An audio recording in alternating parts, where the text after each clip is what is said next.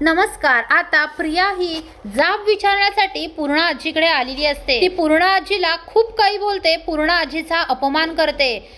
तो अपमान कल्पना, प्रताप, अश्विनला सहन होत नाही। अश्विन म्हणतो, तन्वी तू काय करतेस? तू पूर्णा आजीचा अपमान करते, कळतंय का तुला? अगं तू काय बोलतेस याचं भान तरी आहे का तुला?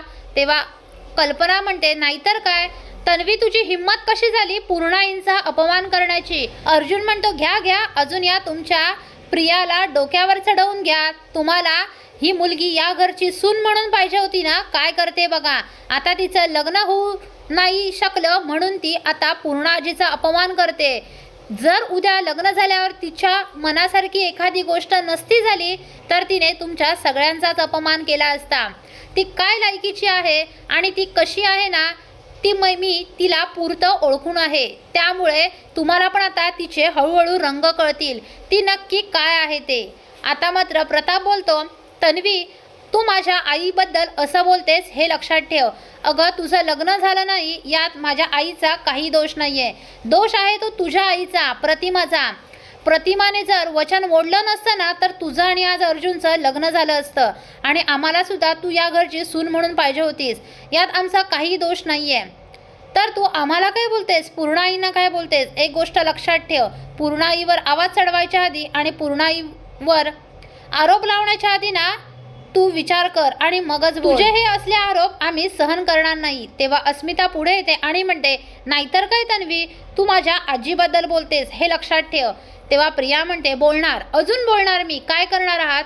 हे फक्त आणि फक्त ना तुमच्यामुळेच झालं आहे। तुम्ही सर्वांनी या सायलीला अडवायला पाहिजे होतं, पण नाही, तुम्ही तसं केलंच नाहीत। त्या दोघांचं लग्न होत असताना तुम्ही मुकाट्याने बघत होतात, म्हणजे याचाच अर्थ मी तुम्हाला या घरात नको होती असा येतो।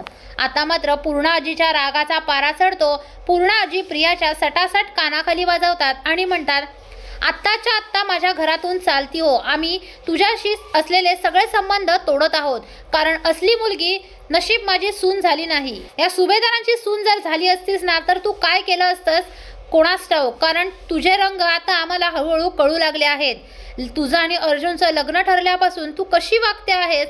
जर तुझ्या मनाविरुद्ध एखादी गोष्ट झाली तर तू किती काय काय केलंस? त्या मेहंदीवलीला ढकललंस, त्या चुडा फुटलेल्या बाईला किती तू ओरडलीस, किती जणांचा अपमान केलास। जर उद्या तुझ्याबद्दल आम्ही काय बोललो असतो, तुझ्यावर आम्ही ओरडलो असतो तर तू आमच्यावर सुद्धा अशीच धावून आली असतीस, आमच्यावर देखील असाच हात उचलला असतास। त्यामुळे बरं झालं, देवाच्याही मनात होतं की तुझं आणि अर्जुनचं लग्न होऊ नये आणि तू आता माझ्यावर आरोप करू नकोस। तू आत्ताच्या आत्ता माझ्या घरातून चालती हो आणि माझ्या घरात तर असा गोंधळ घालू नकोस, तमाशा तर मुळीच करू नकोस। त्यामुळे तू आत्ताच्या आत्ता निघ, मला तुझं थोबाड देखील दाखवू नकोस आणि तुझा आणि माझा संबंध संपला। असं म्हणून पूर्णाजी प्रियाच्या हाताला धरतात आणि तिला धक्के मारत घराबाहेर काढतात। आता प्रियाला देखील मोठा धक्का बसलेला असतो, कारण तिने रागाच्या भरात येऊन इथे पूर्णाजीला नको नको ते बोललेलं असतं। पुढील अपडेट पाहण्यासाठी व्हिडिओला लाईक आणि चॅनलला सबस्क्राईब करायला विसरू नका। थँक्यू।